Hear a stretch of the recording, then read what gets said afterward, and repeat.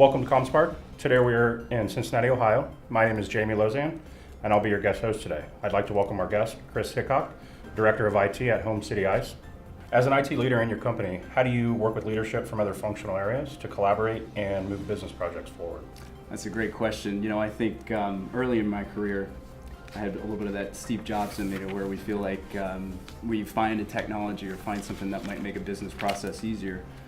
And as a technology group, we brainstorm, we know how it should be put together, right? And so we put it together, pitch it over the wall, and hand it to that business group. And then all of a sudden we wonder why utilization isn't what it should be. And so I think the lesson that I got from that and what I apply now is that we involve business leaders from other functional areas early in the process. We find out what their pain points and needs are.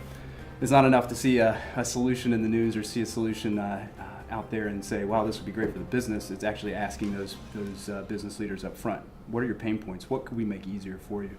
And involving them from the very beginning.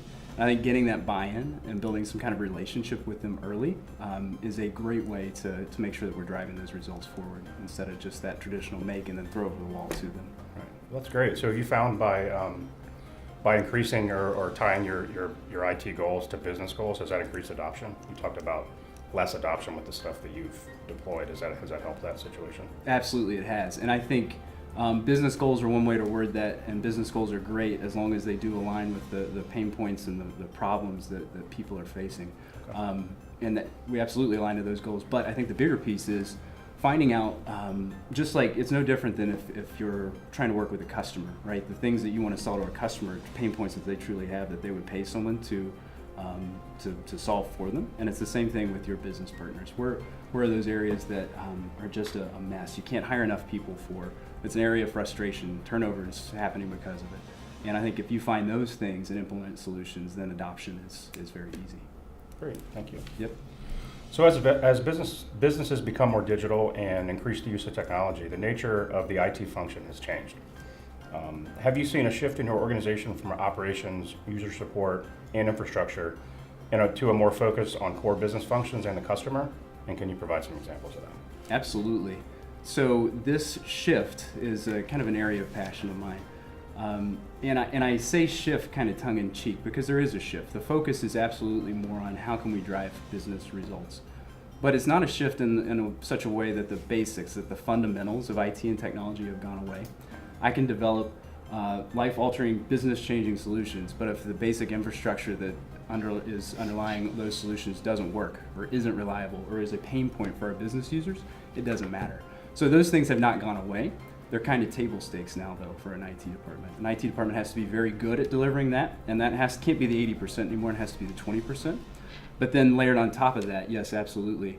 The good IT leaders, good CIOs are those that align with their business peers, like we were just talking a minute ago, and finding solutions that will really change the business and drive that business value. So we can't spend 80% of our time talking about and worrying about firewall changes and network upgrades and that kind of thing. That stuff has to happen, but yes, on top of that, absolutely, drives business results. Thank you. How is cybersecurity communicated within your enterprise today? That's a great question. I think cybersecurity is on everybody's mind to some degree right now. And for us, we do the basics, right? Could you ask that one more time? I cut camera at the wrong time. So could you just ask that question one more time from the top of the last one? Sure. Okay, thanks. How is cybersecurity communicated in your enterprise? It's a very timely question right now. I think cybersecurity is on everybody's mind. And all the basics are in place, and I think that's a great thing. New users are trained. Video training comes out on a recurring basis to where we make those users aware. And I think that's great, and I think that's something that you have to do.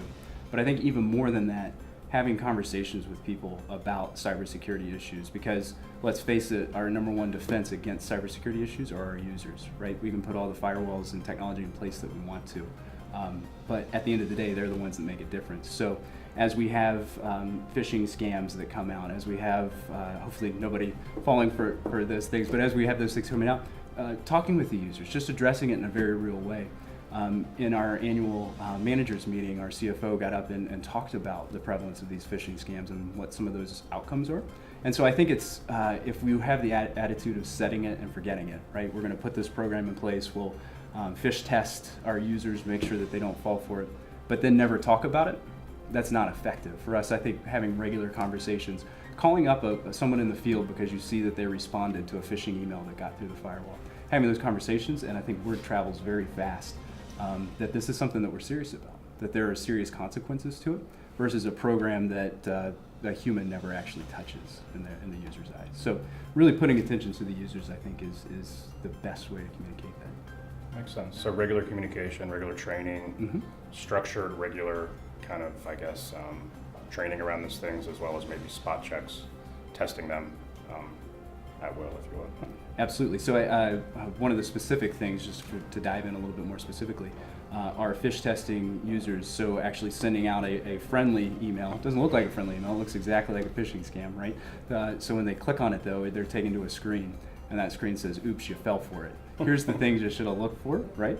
And I would, again, along with what I was saying before, recommend taking that a step further.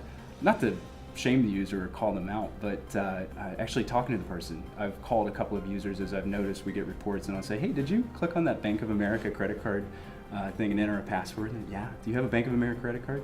"Well, no." And so it's not a shaming Right. type thing, but it's kind of funny. You can kind of sit around and laugh about it.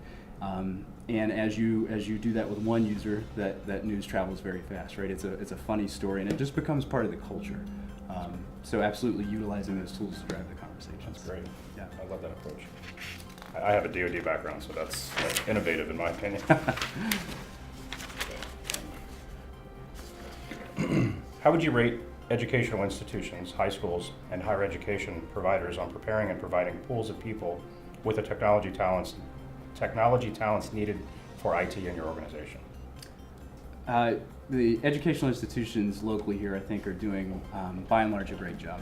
So let's start with four-year institutions. They have a very tough job, right? We're not preparing a graduate to enter the workforce and immediately be productive today. I think the job of a four-year institution is to give a student, a graduate, the tools to be able to succeed in technology today, tomorrow, and 10 years from now, developing that thought process. With that being said, I do observe some gap in between what a graduate is armed with and what I would need for someone to be productive within the first, let's say, couple of months of employment. And so, by and large, I feel like they're doing the things that they should be doing. There are some probably smaller, more specific technologies that we could expose these students to so that they could be productive a lot quicker for us.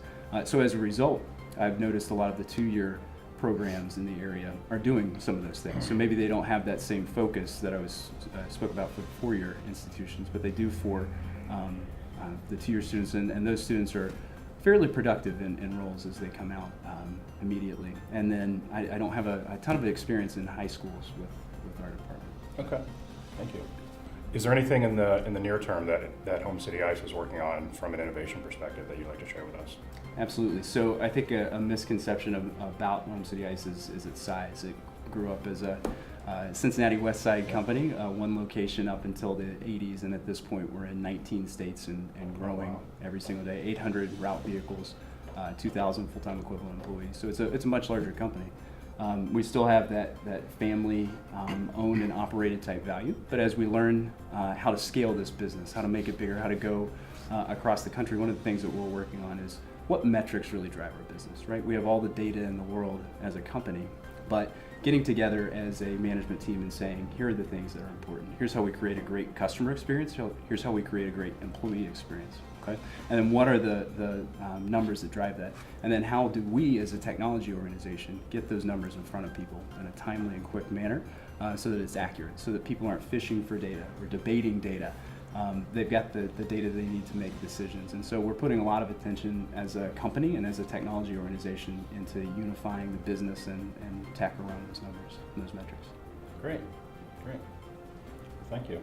Absolutely. I appreciate your time. Yes. I would like to thank Chris for joining us today, and for those listening to the interview, to learn more, go to comspark.tech.